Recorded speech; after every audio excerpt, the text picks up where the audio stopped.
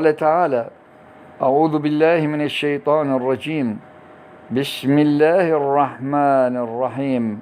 والعاديات ضبحا فالموريات قدحا فالمغيرات صبحا فأثرن به نقعا فوسطن به جمعا إن الإنسان لربه لكنود وإنه على ذلك لشهيد وإنه لحب الخير لشديد أفلا يعلم إذا بعثر ما في القبور وحصل ما في الصدور إن ربهم بهم يومئذ لخبير.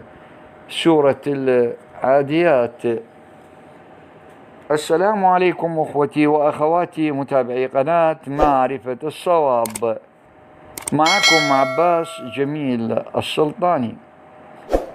سألني أحدهم عن معنى هذه السورة المباركة.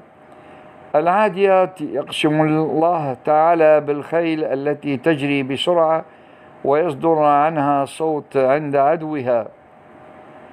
الموريات قدحا أي تقدح النار من صلابة حوافرهن وقوتهن إذا عدون.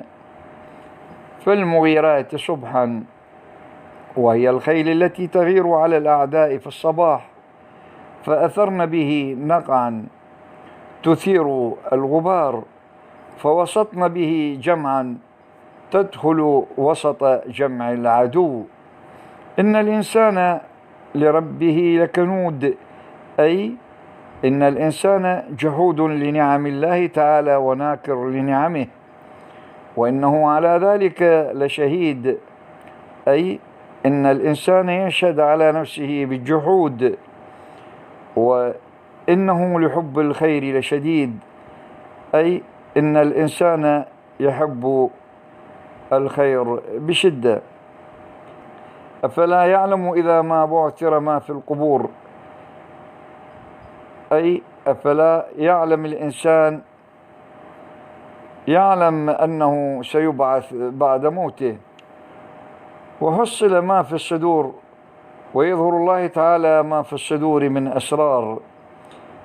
إن ربهم بهم يومئذ لخبير. إن الله تعالى عليم بما فعلوه. شكرا جزيلا لإصغائكم، والسلام عليكم ورحمة الله وبركاته، وتقبلوا تحيات محدثكم عباس جميل السلطاني.